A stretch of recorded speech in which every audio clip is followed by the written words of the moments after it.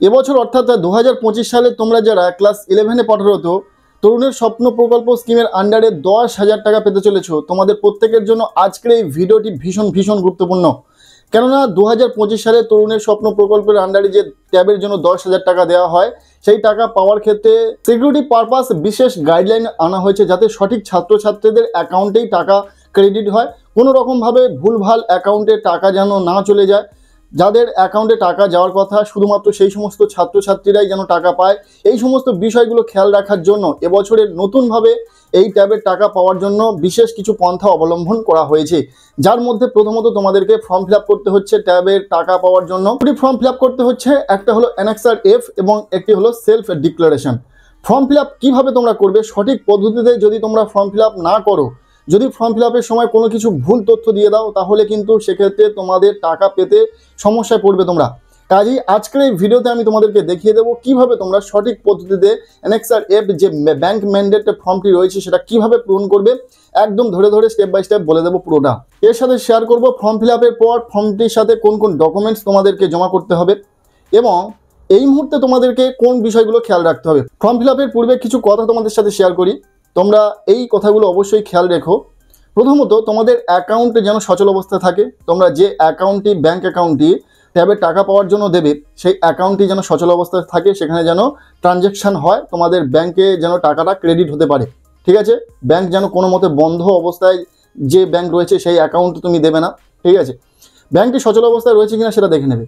দ্বিতীয়ত, তোমাদের খেয়াল রাখতে হবে তোমাদের আধার কার্ডের সঙ্গে মোবাইল নম্বর লিঙ্ক রয়েছে কিনা। যদি মোবাইল নম্বর না লিঙ্ক করে থাকে তাহলে ঝটপট মোবাইল নম্বর লিঙ্ক করে নাও, কেননা ওটা জরুরি। আধার ভেরিফিকেশন হবে, যেখানে তোমাদেরকে ওটিপি শেয়ার করতে হবে। ফর্ম ফিল আপ করার পর সেই ফর্মটি স্কুলে গিয়ে জমা করার পর স্কুল তাদের যে হায়ার এডুকেশন ডিপার্টমেন্টের যে উচ্চশিক্ষা পোর্টাল রয়েছে সেখানে গিয়ে সমস্ত তথ্য তুলবেন এবং সেখানে ভেরিফিকেশনের উদ্দেশ্যে তোমাদের কিন্তু আধার কার্ডে যে মোবাইল নম্বর লিঙ্ক রয়েছে সেখানে একটি ওটিপি আসবে, যেটাকে তোমাদের স্কুলে দিতে হবে। তাই এই কথাটা মনে রেখো, আধার কার্ডের সঙ্গে যেন মোবাইল নম্বর লিঙ্ক থাকে। নাম্বার 4, যে বিষয়টি খেয়াল রাখতে হবে, তোমাদের ব্যাংক অ্যাকাউন্টের সঙ্গে আধার কার্ডের লিঙ্ক রয়েছে কিনা। ব্যাংকের সঙ্গে যদি আধার কার্ডের কোনো লিঙ্ক না থেকে থাকে এখনও পর্যন্ত, তাহলে দ্রুত ব্যাংক ব্রাঞ্চে গিয়ে যোগাযোগ করো এবং আধার কার্ডের সঙ্গে তোমাদের ব্যাংক অ্যাকাউন্টের লিঙ্ক করিয়ে নাও। তরুণের স্বপ্ন প্রকল্প ট্যাবের জন্য যে 10,000 টাকা দেওয়া হবে, এই টাকা পাওয়ার জন্য যে ফর্ম ফিল আপ তোমাদেরকে করতে হচ্ছে, ফর্ম ফিল আপের পূর্বে এই 4টি বিষয় তোমরা খেয়াল রেখো।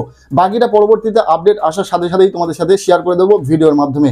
চলো এখন দেখে নেওয়া যাক ফর্ম ফিল আপের সময় কোন কোন বিষয়গুলোকে তোমাদের খেয়াল রাখতে হবে এবং ফর্ম ফিল আপটা তোমরা কীভাবে করবে। অ্যানেক্সার এফ ফর্মটি তোমরা স্কুল থেকে পাবে, স্কুল থেকে দেওয়া হবে, বাইরে কোথাও থেকে তোমাদেরকে সংগ্রহ করার কোনো প্রয়োজন নেই, স্কুল থেকেই দেওয়া হবে। এই অ্যানেক্সার এফ ফর্মটি কীভাবে তোমরা ফিল আপ করবে দেখে নাও। প্রথমে রয়েছে নেম অফ দ্য স্কুল, এখানে স্কুলের নামটি লিখতে হবে।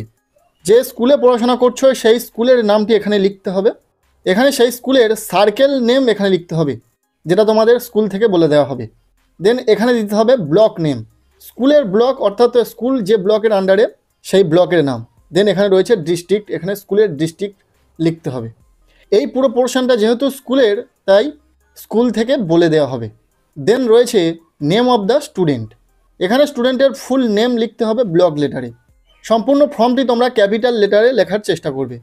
নেক্সট রয়েছে স্টুডেন্ট আইডি, এই স্টুডেন্ট আইডি হয়তো সবার জানা নেই বা এটা স্কুল থেকেই জানিয়ে দেওয়া হবে তোমাদেরকে, তোমাদের স্টুডেন্ট আইডি কী। আবার অনেক স্কুল থেকে যে ফর্ম দেওয়া হবে সেখানে হয়তো এই স্টুডেন্ট আইডি নাও থাকতে পারে। দেন রয়েছে mobile number of the guardian, এখানে স্টুডেন্টের যিনি গার্জেন সেই গার্জেনের মোবাইল নম্বরটি এখানে দিয়ে দেবে। দেন রয়েছে mobile number of the student, এখানে স্টুডেন্টের মোবাইল নম্বরটি লিখে দেবে। এখানে সেই নাম্বারটি দেওয়ার চেষ্টা করবে যে নাম্বারটি তোমাদের আধার কার্ডের সঙ্গে লিঙ্ক রয়েছে। কেননা তোমরা জানো স্কুলে এই ফর্মটি জমা দেওয়ার পর শিক্ষক মহাশয় যখনই এই সমস্ত ডাটা ইনপুট করবে উচ্চশিক্ষা পোর্টালে, তোমাদের আধার ভেরিফিকেশনের জন্য তোমাদের আধার কার্ডে যে মোবাইল নম্বর লিঙ্ক থাকবে সেই মোবাইল নম্বরে ওটিপি আসবে, যে ওটিপিটাকে স্কুল কর্তৃপক্ষ তোমাদের কাছ থেকে নেবে। আশা করি ক্লিয়ার। তাই যে মোবাইল নম্বরটি দেবে সেটা যেন আধার কার্ডের সঙ্গে লিঙ্ক থাকে। এরপর রয়েছে আধার নাম্বার অফ দ্য স্টুডেন্ট, এখানে স্টুডেন্টের আধার কার্ডে যে নাম্বারটি রয়েছে সেটা সঠিকভাবে লিখে দেবে। এরপর রয়েছে ক্লাস, যেখানে 11 লিখতে হবে। সেকশানের ক্ষেত্রে তোমাদের স্ট্রিম লিখতে হতে পারে, সায়েন্স, আর্টস নাকি কমার্স, আবার হয়তো তোমাদের সেকশানও লিখতে হতে পারে। আর যদি কিছুই না লিখতে হয় তাহলে এএনএ লিখতে হবে, যার ফুল ফর্ম হচ্ছে নট অ্যাপ্লিকেবল। এটা কিন্তু তোমাদের স্কুল থেকে জেনে নেওয়ার পর লিখবে, ঠিক আছে। এরপর রয়েছে রোল নম্বর, যেটা স্কুলের রোল নম্বর আশা করছি সেটাই দিতে হবে, কেননা তোমাদের বোর্ডের রোল নম্বর এখনও আসেনি। নেক্সট এই পোর্শনটি তোমাদের জন্য ইম্পর্টেন্ট, কেননা এখানে দিতে হবে তোমাদের ব্যাঙ্ক অ্যাকাউন্ট ডিটেলস। বলা হচ্ছে students name as it appears in the bank account. Bank অ্যাকাউন্টের যে পাসবুক রয়েছে সেখানে স্টুডেন্টের নামের যে স্পেলিং থাকবে সেটা সম্পূর্ণরূপে এখানে লিখতে হবে। হয়তো দেখা গেল তুমি নাম লিখছো এক, কিন্তু ব্যাঙ্ক পাসবুকে স্পেলিংয়ের হেরফের আছে, সেক্ষেত্রে কিন্তু সেটা চলবে না। ব্যাঙ্ক অ্যাকাউন্টের পাসবুকে যেভাবে নামটি লেখা থাকবে সেটাই এখানে লিখে দেবে। এরপর রয়েছে নেম অফ দ্য ব্যাঙ্ক, এখানে ব্যাঙ্কের নামটি সঠিকভাবে লিখে দেবে। নেক্সট রয়েছে ব্রাঞ্চ, ব্যাঙ্কটি যে ব্রাঞ্চের আন্ডারে সেই ব্রাঞ্চ নেমটা এখানে লিখে দেবে। এগুলি তোমরা ব্যাঙ্ক পাসবুকের প্রথম পাতাতেই পেয়ে যাবে। নেক্সট রয়েছে আইএফএস কোড, আইএফএস কোডও তোমরা ব্যাঙ্ক পাসবুকে পেয়ে যাবে, আইএফএসসি কোড তোমরা এখানে সঠিকভাবে লিখে দেবে।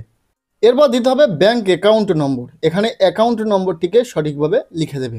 নেক্সট তোমাদেরকে বলা হচ্ছে এই ফর্মটির সাথে দুটি ডকুমেন্টস তোমাদেরকে সাবমিট করতে হবে অ্যাটাচ করে।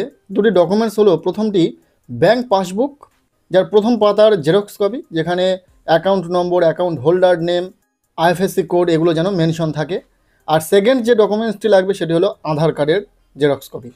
এরপর নিচে রয়েছে full signature of the guardian, স্টুডেন্টের গার্জেনের এখানে সই লাগবে।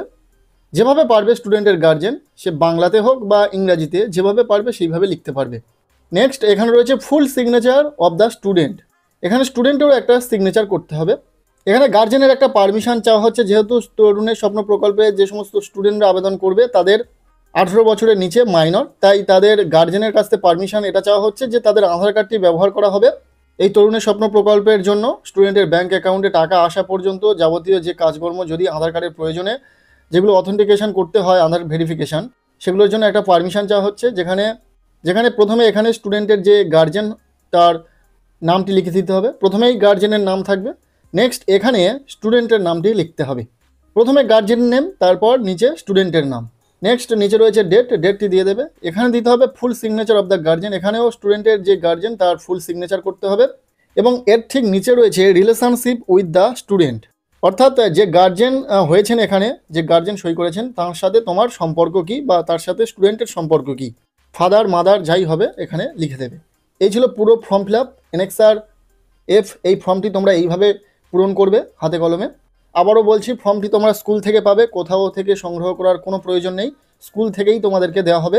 আর যেভাবে বললাম ফর্মটি এইভাবে পূরণ করে তোমরা সাথে আধার কার্ডের জেরক্স এবং ব্যাঙ্ক অ্যাকাউন্টের প্রথম পাতার জেরক্স কপি নিয়ে অ্যাটাচ করে জমা করে দেবে স্কুলে। এরপর বাকি প্রক্রিয়া স্কুল থেকে পরপর তোমাদেরকে জানাতে থাকবে। যখনই স্কুলে এই সমস্ত তথ্য অনলাইন বেসে আনা হবে তখনই কিন্তু আধার ভেরিফিকেশান হবে, যেখানে স্কুলে তোমাদেরকে ডাকা হবে এবং তোমাদের মোবাইল নাম্বারে যে ওটিপি যাবে সেই ওটিপিটা চাওয়া হবে, সেটা স্কুল থেকে তোমাদেরকে ইনফর্ম করে দেবে। আজকের এই ভিডিওটি কেমন লাগলো অবশ্যই কমেন্টে জানিও। ভিডিওটি ভালো লেগে থাকলে লাইক করে দাও, আমাদের এই চ্যানেলে নতুন হলে চ্যানেলটিকে সাবস্ক্রাইব করে রাখো, আর ভিডিওটি বন্ধুদের সাথে প্রচুর শেয়ার করে দাও।